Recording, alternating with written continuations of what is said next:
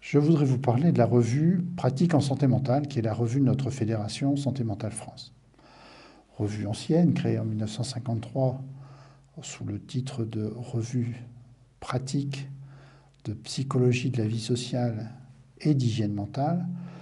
Elle a d'emblée, et depuis toujours, et elle continue aujourd'hui, elle a pour principal objectif de permettre un échange de pratiques entre les différents acteurs du champ de la santé mentale.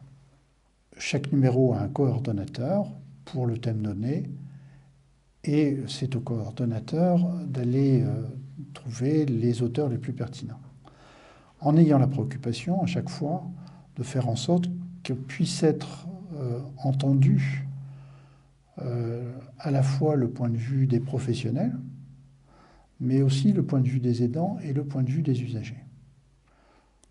Pour donner une idée des thèmes qui sont abordés, on peut citer en vrac dans les derniers numéros, et sans ordre chronologique, le cannabis, la citoyenneté, le pouvoir d'agir, soigner en prison, l'emploi accompagné, les maisons d'accueil spécialisées. Donc un grand nombre de thèmes qui sont à chaque fois abordés sous ces angles à la fois du professionnel et des aidants et usagers.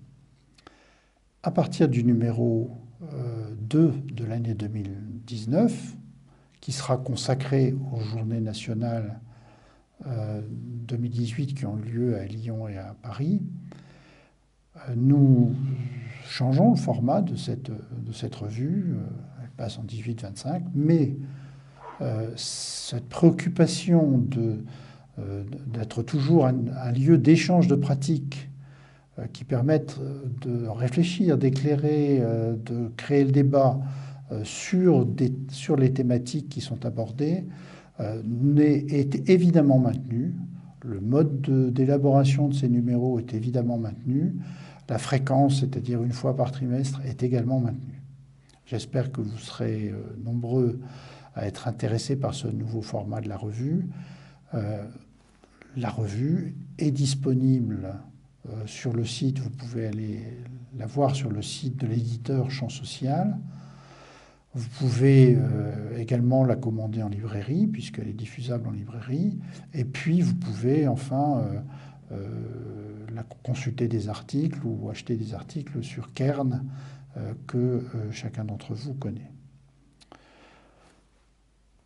Merci à vous, merci aux auteurs, merci au rédacteur en chef Jean-Paul Herveillé qui fait un très gros travail, qui porte bien cette revue, et j'espère que vous serez nombreux à vous y intéresser, qu'elle répondra à vos interrogations sur le champ de vos pratiques.